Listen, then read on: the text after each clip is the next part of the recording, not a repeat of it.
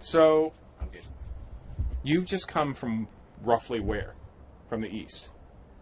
We were in the Eastern Front, in the Donbass region. What was that like?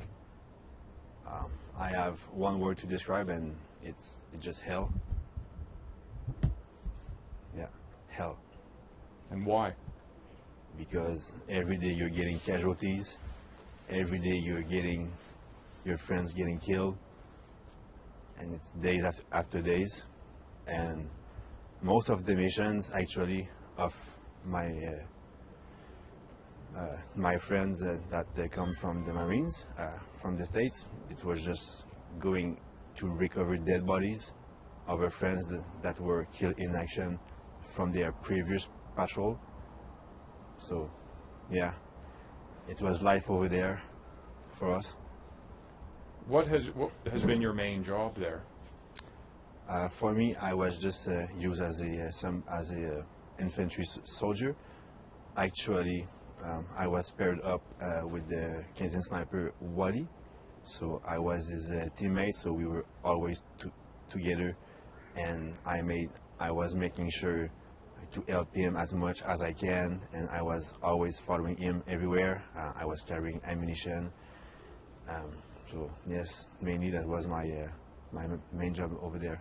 Did you find yourself in direct contact? Oh yes. Oh yes. You want to take me through that? But you're not talking about just artillery. You're talking about direct contact. So are we talking about just the east, or can I talk about? You can talk about wherever you want. Yeah. Okay. Yeah. So I mean, me and Wally's first missions in Irpin. It was to go into a apartment building and set up a sniper position from there. So we go up, we set ourselves, and then we start observing. And then maybe like 10 minutes after, it's like huge explosion. The building shakes, all the window breaks, and then I find myself on the ground. And I remember I said, "What the hell is that?" And then I just like crawl into like a safe room, you know. So we just got hit by a tank. He shelled the building just above us, just he missed us by like 3 meters. And then me and Wally, we meet in the room, and then after that, we started to get small arm fire to us. And then we got out of the building, and then after that, huge firefight. That was my first firefight. We had the Russians, they were like 50 meters from us. Bullets flying everywhere. We could not do anything, and they actually tried to surround us, right? And at that point, we had one casualty. One of our friends got shot at the shoulder by a Russian sniper. So in his right hand, he was carrying his pistol, and then he was like covering his wound like that, bleeding everywhere, and and he kept running and stuff. And then yeah, bullets flying everywhere. And then one of our Ukrainian friends said, "All right, like we have to get the hell out of it, because we were not controlling the situation. We were the one that got into fire." So anyway, like it was like total chaos, right? And then he shot. That guy saved our life. He shot RPG to the Russians, and it gives us enough time to just run for your life, right? And then I remember I was running, and then huge explosion just at my right. I think it was like mortar fire or something. Bullet just flying, and then we had came with vans, you know, like vans. So everyone get in the vans as soon as possible. So it was in the van. It was the guy that was shot, and then after that my friend Wally, and then after that me. But like we all had our kit on us, right? So for me, my right hand was holding the head panel of the the passenger seat, and I was holding the other head panel, right? But we were too much in the van, so I couldn't close the door. So my back was outside the van, and I was holding like that. And that guy was driving like 100 kilometers in like a really residential street, right?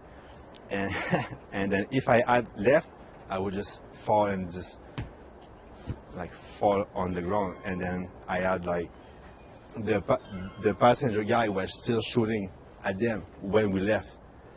So and then we just it's a miracle, like we just made it out of there. But I mean, yeah, and that was our first patrol, our first mission. And then from there it just got worse. Yeah, that's what I would say. How long ago were you in the east, in Donbass? I would say about maybe 10 days ago. We did approximately 1 week there, because at first we were fighting in Irpin. Then after that, with our group, we freed the city from the Russian. And then me and Wally and our unit, we got sent to fight in the east. And then, yeah, in the east it was total different experience, because in Irpin it was mainly urban fighting, but in the east it was like the vibe was like World War II. It's like rain, mud, fields, trenches. Yeah, and it was hard because there was an entire Russian tank regiment on the other side of the valley, but we could not really do anything because we had one javelin with us, and actually Wally learned in 2 hours how to operate the javelin. And then just like that, we became a javelin operating crew, like me and Wally. So after that, we were always sent on missions with the javelin, right? But the tanks, they were too far away for us to engage with the javelin. So every time we would go out, they would just shoot at us. And then there was one morning. That one morning, me and Wally, we left. The mission was to go on a one-day mission, right? Like in the little forest, to observe. If tanks approach, we engage them with the javelin. So 5 o'clock, it's me and Wally. We walked there. We walked there. It was like 1.5 kilometers in the mud and stuff. And then we arrived on our position, and there was like a trench, and there were already 2 of our friends, Ukrainian, in the trench, right? So Wally looked at me and he said, "Hey buddy, like, can you just stay in the trench? Like, you don't need to be outside." And I was like, "All right, man. You know, like, it's pretty boring to just sit in a trench when your buddy like he's doing some work." But you know, I listened to him. And then I go in the trench, and then the two Ukrainian friends, they come out of the trench, right? And then Wally said to them, "Hey guys, go back in the trench." And they just did not listen, and they were just smoking just beside the trench and stuff. And then Wally went a little bit further to observe like the Russian tanks he could see with his binoculars.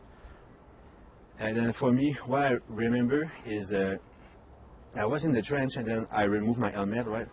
And then I put it on the ground, and like the sun is coming out, and like, it's a pretty good day. Maybe I will go out and just like talk to my Ukrainian friends, right? So I'm about to come out.